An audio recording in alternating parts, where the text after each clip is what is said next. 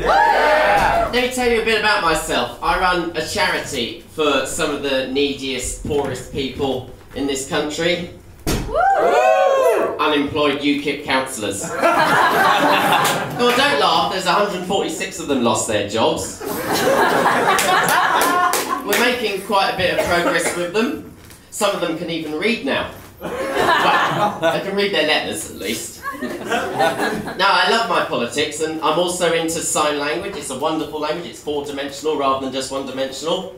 Let me just show you some of the signs I've invented specifically for politics. This is Donald Trump. This is Tim Farron. And this is Brexit. So, I got a job as a tutor, and a lot of people ask me, how on earth do you get your enthusiasm over the kids? How do you make them love the subject as much as you? And I explained to them, it's all about the angle you take. You see, if you throw the book horizontally, it just glances off edge. You have to throw it vertically so it hits them in between the eyes, so they know what failure feels like.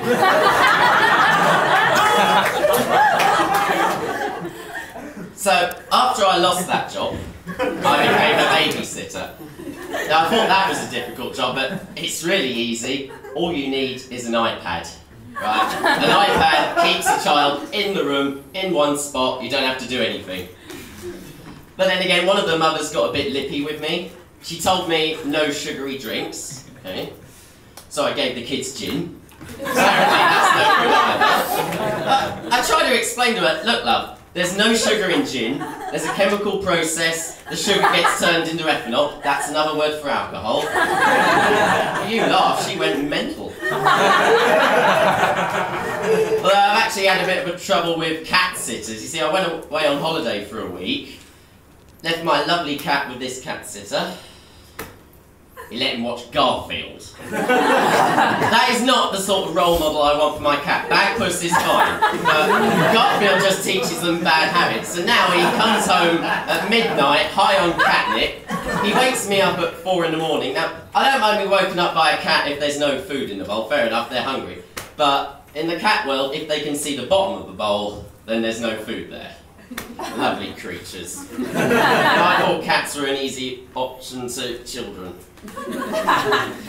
So after I lost my babysitting job, I went to work with the National Autistic Society, which is appropriate because I've got that.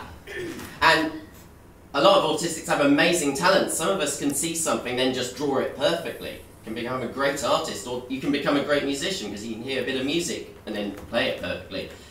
Yeah, I know all the presidents of Paraguay. It's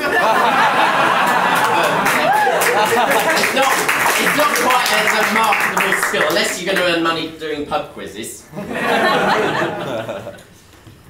So then I tried to make a bit of money with these things. You see, I don't want kids, so these are pretty useless, but you can make money selling sperm.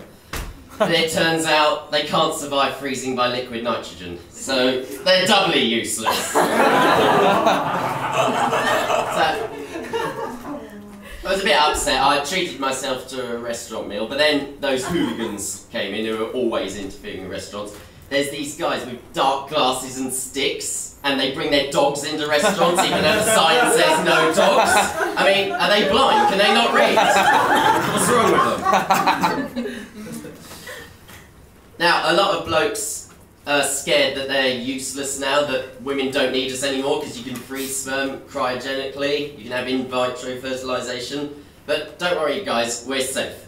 But if they ever invent a dildo that can buy drinks, we are screwed. I've been David from West, thank you very much.